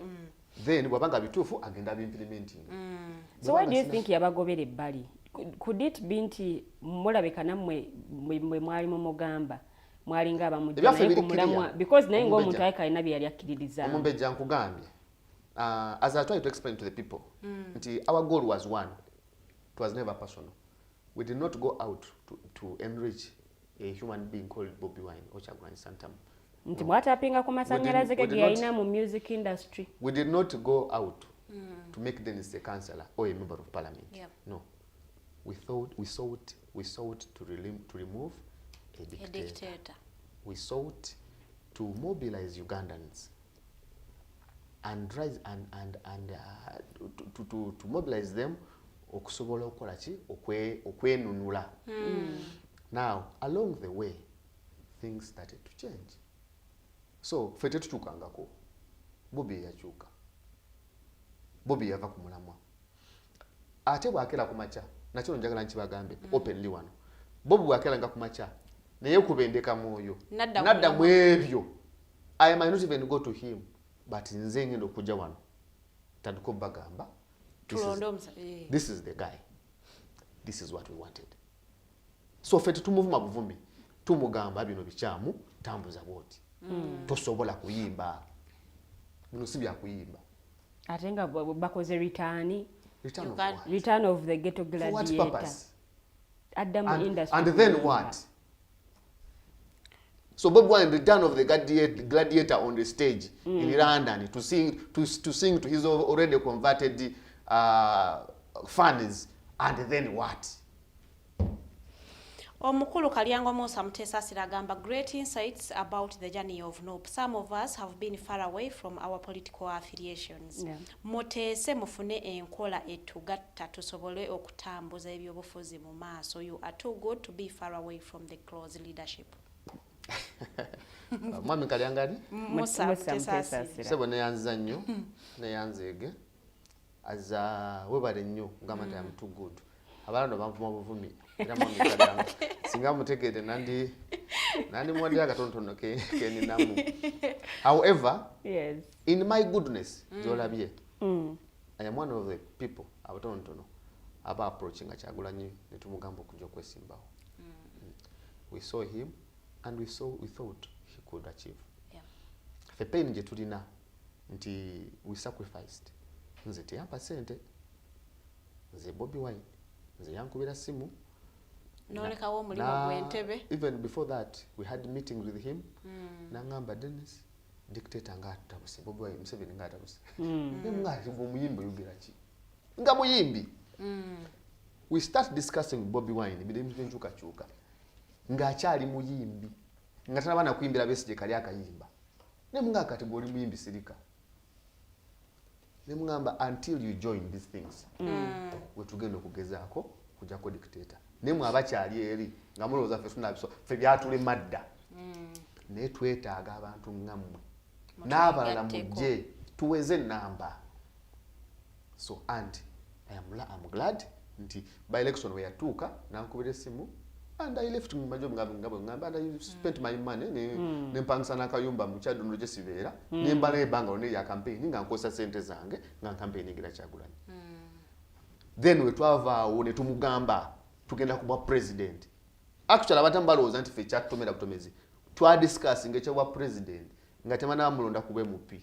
Obwe Kyadondo. Ffe kati nze. Discussing ne Bobi Wine kya president wa Uganda okwesima ne Museveni nga temana amulonda kubaka bwa parliament. Yenjawulo nze gye nkola ki? Gye nina kakati oyo. Yes, I'm good. Ntutuuka n'ofuna frustration. We had some visions in our heads. Tetwalowoozanga nti muntu ajja kukola bye tutategeera. Twenza kubeera nga just gobeera bezi ku nnyonyi. Ugenze eno. You wallow in parliament. Akantu katera okukozesa quite a value for money.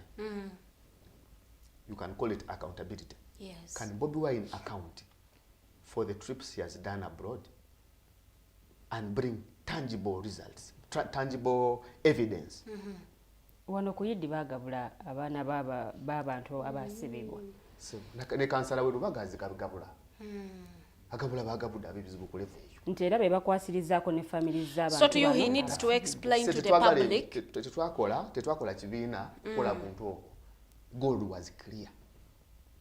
Bobi si alina okukola ebyo. Bobi must come back to the struggle. Bobi must come back to the struggle of removing the dictator. Dictator tebamwogerako bwogezi. You don't just slogan about removing a dictator. I love the statement, you cannot dance a dictator out of power. No, Bobi Wine cannot dance a dictator. You cannot sing actually. You cannot even sing. You cannot dance or sing a dictator out Bw'okyogera mu of Luganda power. kinyumira ddala. Uzine buzinyi mbugenda kuzina dictator gwe aveewo tesoboka. Naye tusaba Bobi Wine akomye mu struggle. Ave mu ebyo byalimu. Safa ba foot soldier be bakyatambuza ekintu nga ye bwagende foot soldier alina kukoma. Ne Bobi Wine alina babuza ba foot soldier.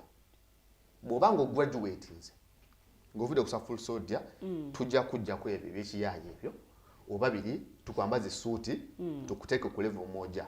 Kati wano foot soldier bamugambye mwenna mwenkana muli ku level y'emu ng'ogyeko nze president abasigadde mwenkana. Kati waki esi foot soldier oba naye foot soldier? Osanga sometimes naye nga okugattako ku comment ya mukulu Kalyango Musa. Olowooza tewakyaliwo space yammwe kulaba nga mwegatta. Ekyo nkikuzeemu nkugambye. Nti nze sina buzibu na Kyagulanyi Ssentamu Bobi Wine. For as long as addayo ku. Ekyokubiri, it's not personal. By the way, nze Bobi, I have so much history with him. Bwe nkugamba byetuyiseemu naye eby'obuntu.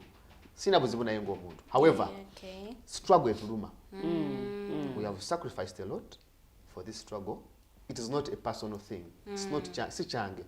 Bobi Wine must know that this thing is not for friendship. no. Si bya mukwano. He must come back to the struggle and take charge. Ugandans trusted him. No problem. Better late than never. Bobi wabana another 2025. Tuja kumwaniriza. This is a clarion call to Bobi Wine to get back to his senses. This is a clarion call to Bobi Wine to get back to his senses and return to the struggle which he abandoned. Struggle yajivamu abera mu ebyo. Struggle is here. He should come here, mobilize Ugandans, and you get rid of the dictator. I think he still has that. Kugamba mobilizing n'abebweru kujja ko tewali wabera sola kujja ko dictator. Omuchala Nacha Unirita agamba, hello people, thanks for your show. Please ask the guest that in the absence of Dr. Besigye and Bobi Wine, which other names does he think are suitable for the leadership of this struggle? Nacha Unirita. The names which are suitable for the struggle. Dr. Besigye. Number one is Nacha Unirita. Holiday. Nacha Unirita, you are suitable. Ngombeja Farida bwali ne Muchala Liliana. Nti struggle eno si ya muntu. Kyetufuba okugamba Bobi Wine. Obuzibu bwakola nti preachinga kirala na practicing kirala. Ndaba afuba obyogera. Ngagamba nti yegwe kyagulanya ali eyo osobola bikola nenga abera abalimba buki? Bulimbi. Bana Uganda singa mumanyi sente ze bali receiving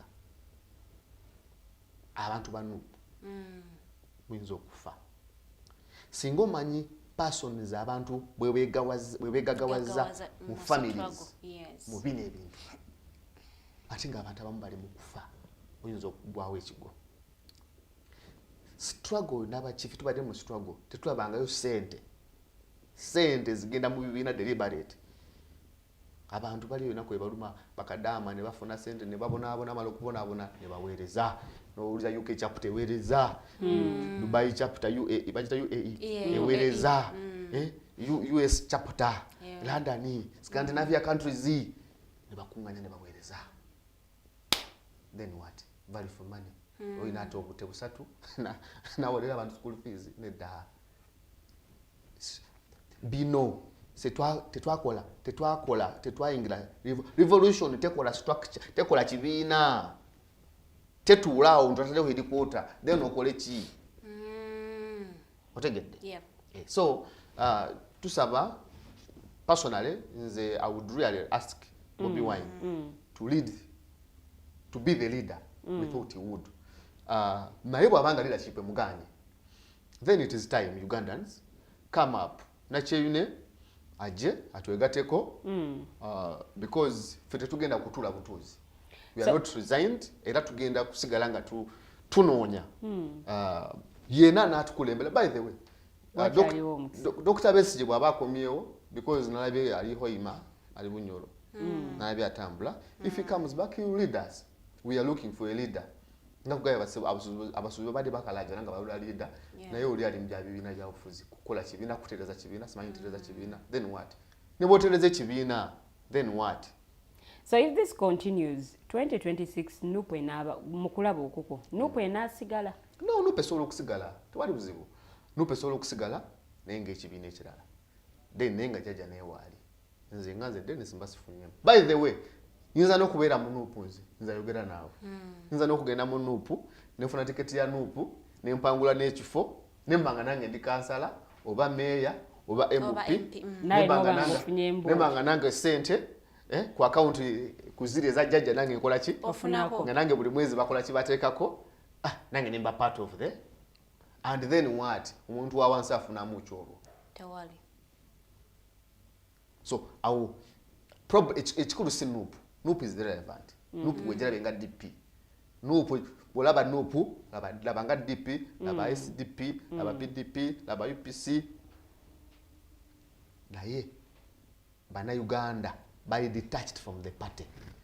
Uganda balina okujja twegate. Mulekera okukiyalinga abantu kubanga oli ayimbye ebimu ne bitakwatagana. Abantu mbabuuze what are your ideologies? Ideologies ntoyogera ki ku kino? oyogera ki ku kino kikyolooza ku kino so tusobola kuwagira buwagizi fwa oba mwe muleetedde bannayuganda okuggwamu essuubi abaasookayo n'abaliyo kati nga abannayuganda balabidde ddala nti mulinga aba bafiirinze ku bye mwabagamba ate kati mukola birala no oli mutuufu bannabyafuzi tufeerinze nnyo bannayuganda era nze ekyo siyinza kukyegaana nti n'ebizibu bye tulina ebimu personally am responsible nti I miscalculated nali manyi Bobi Wine ajja kubitegeera because in the first conversation gye nalina ne Bobi Wine in 2016 I think yambuuza Museveni agenda kuddamu atufuge nemugamba ajja kuddamu atufuge agenda kulayira nti nga ndaba mubomeraizi nze Besigye mukoze mutya wanza masses are not mobilized abantu bali resigned. The masses are the ones who can remove Museveni wali ayita amajja ina byonna naye abannayuganda bwe baneeyiwa ku nguudo. That is why Bobi Wine should come. Ekyo nakimugamba 2016 ye mukalulu akakebwe yajja 20 yasigala waka naga bankutte tiyakolewa tekirangiriro nekyo singa yalangirira social media bali bagishatinze down. Are you sure twaina VPN? Are you sure wali offline? Wali offline gwe? I was not offline. I can tell you this. I was not offline. Naina VPN. Bamulemesa n'okugenda okujja emmere mu nnimiro. Ne bakulemesa okukwata essimu n'ogamba nti mujje muntaase. You cannot say I'm the president, I won, come for me. Oba mujje Kampala nze ngenda kusala magezi ntuukewo. Muge nti bannange State House mugimanyi eri wali na kasero. Mulumbe nange nzijja. Kola statement eyo yokka. Tugende tulayire. Abantu baliyo nga beesooza. Waitondo za miezi 2 nalyoka ajja. Ensonga nazizambana. Nazibaddiza miezi 2 nga kise. What nonsense is that? Kusaga kwa kika kyoko. Tosobola kusagira ku bantu. Abaganda babere bagezi balabe omulimba nga bali mu maaso. So for us, I admit we were part of somehow we did not know how we would. I was convinced really. Sure I was convinced that now we have it. I will have it. I had a meeting with Dr. Besigye in 2017. Nga twakavecha dondo. And he told me, then sindaba mugenda mu bya bululu. Moze doctor gwe soko deba bali tuleke. Mwenga mugenda mu cheka kasa. Tugenda mu bya bululu naye. Ya njawulo muko. Mononya justify. Jaja nanga sorry Besigye nanga muna asobola jajja mmwe. Doctor yanga muna asobola jajja mmwe. Ne mugamba kye tuliko wano. Ne mugamba mugenda kulabisa. Zisana mbya kulabisa. Biri mu yali wa kulabisa. Nedda. Bobi yatugamba mukuma akalulu jaja mukoleki mumondeke ejo kumukwasaganya bisobola. And that's what we believed in. Hansinzi ngomu nakiriza because we thought we would sit and plan that. There was no deliberate plan on those words. Ezo words tuyogera mugezi no dawakane webaka. Problem ya Bobi Wine amalo kugamba ebigambo byagamba bana Uganda. Na wakana gambi ogede. Siwe bakola. Bwako statement jokola, plan on it and actualize it. Plan on it and actualize it. Bwogamba bana Uganda nti bakulekere dictate ogenda muhandolinga. Now plan how. How to handle the dictator. You don't just go home and sleep. No way. Naye bwogamba Bobi Wine is captured. Olowooza kyalina kyasobola okukola ng'ali mu capture eyo. No, there is goodness in everybody. I've not lost hope. I believe in Ugandans. Oba oliawo ayinza okumala nakola ki? Neyeja mu buwambe? Oba oliawo ayinza okukkiriza n'abasaddaaka bayinza okuba balina be bamu leverage gye bamuyinako. Leverage ogimanyi omuntu ng'alina kyakulinako agamba nti bw'okola bw'oti ngenda kukola kino. Naye you can say kale kikole nze nkoze ntya? Nsazeewo. So Bobi Wine has to overcome the leverage they have over him and lead this struggle. Oba enduulu eno gye mumukubidde waliwo omuyimbi omu yayimba alaga nti obuzibu bwava ku nduulu. Kati oba enduulu eno mwe gye mwakuba ye yamuleetera okuba nti naye ameze ebiwaawa. Bobi Wine, okwebuukira nga unfortunately we thought that he had received a lot of enduru and we didn't think he would be easily excited. We thought he was immune over beyond excitability over being excited. Try to lose anti yaguraduatinga tekyasobola kucamuka endulu tekyalina kyemukola naye tugenda okulaba atumiza entebe tutudde mu meeting omwana aleese entebe nene bweti wakati mufe n'agituuzaawo Bobi n'atula bati mu ntebe tugamba ti obadde kyono ngeriko president wano yariko president kituufu oli musitwangu oli mu ebyo era nga president mwe mumuyita president let me tell you besi yawamira ntebe eyo era ebigambo by'abaana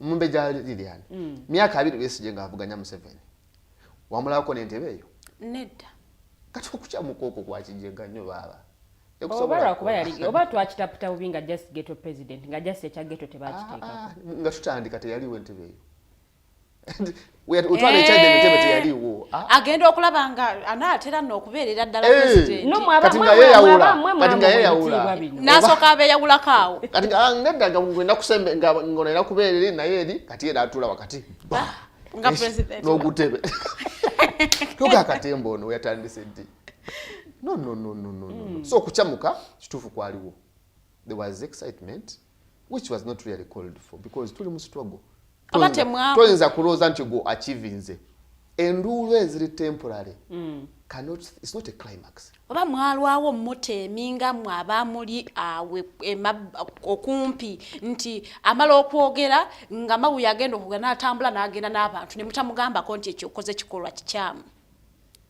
waendoza nakyo kyajja because waliwo omuntu watuuka nga nammwe mulowooza nti muna bimukoze of course abasobola omugamba nga bamugambanga naye kati bwafuna opinion bbiri ye problem y'abakulembeze omukulembeze n'okuba ne capacity esengejja excuse me n'okola independent decisions nga gwe excuse me kaka tuyinza obeera wano ne baleeta opinions bbiri nga zaawukana sisobola zitwala zonna but I must choose the best kati oli bwajja n'agamba nti mwana okikoze oyo najja nange mwana kasajja okaswaziza naye obanga abakugambye nti mwana oli wakabi nga bali 10 omusajja omu n'agamba mwana muno omuswaziza si kirungi bw'oba n'amagezi nga wakuzibwa ogamba si kirungi kuswaza munnange oba ye Yoruba style gyakolamu so okusinzira ku submissions zo omukulu oyo takola independent decisions ye nga ye omukulu eza kati sawa zino simanyi influence jajija naye kyemanyi nti mupate kyayagala kyekikola kati abamusalirawo kyayagala abayingira omutwe gwe besikola ki besitegeera naye byayagala bikole bizze nga biraga nti si bikola ki si birungi tebikyagatta ku struggle of late so muba mutambuza n'omuntu mugenda okulaba nga decisions after decision nakolera olaba nga disaster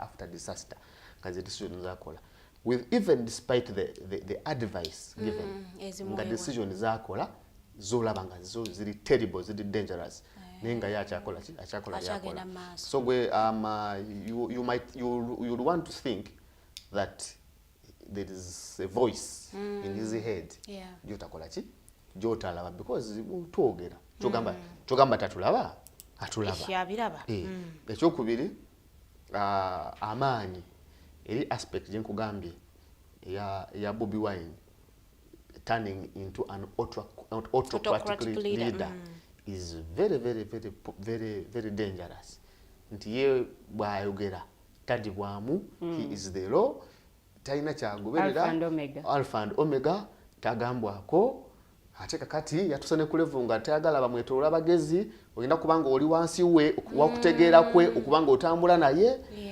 and the Plateau told you that great leaders surround themselves abali great sibula batulabye mwami Dennis neyanziza nnyo omumbeja abambeja babiri nesimye mukulu Norman Mumundabire mukama wange ali kamera sebo tuyanza nnyo n'abalabi ffenna sebo nyabo nga nsibula njagala okwebaza abatulabye n'abatugoberedde mwami Benson natukwasa n'omukyala nakyeyine Rita webale nnyo ka feedback n'abalala naye struggle ffe tuli mu struggle era twagala Uganda ennungi tewali kipya.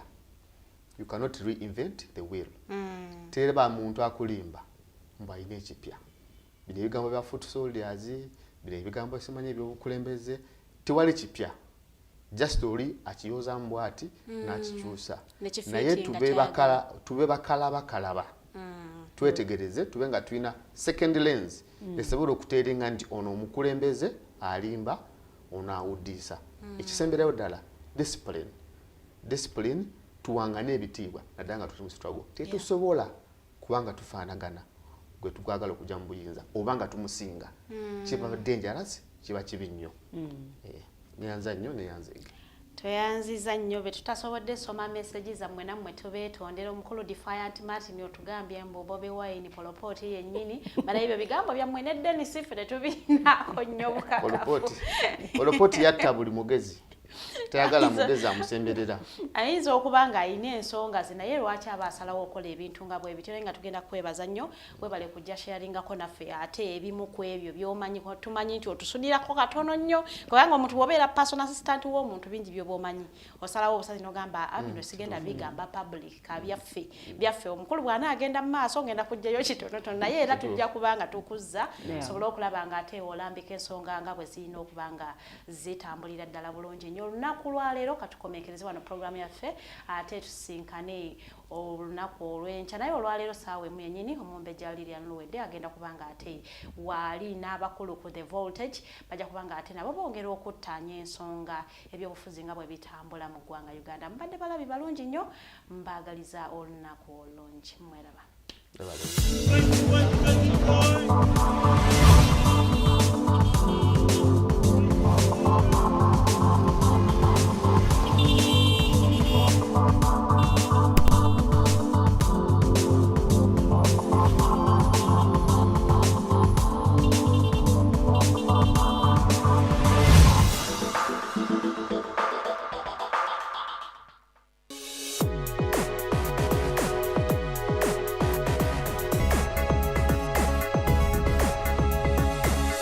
The Alternative Dig Talk. Real issues, real talk.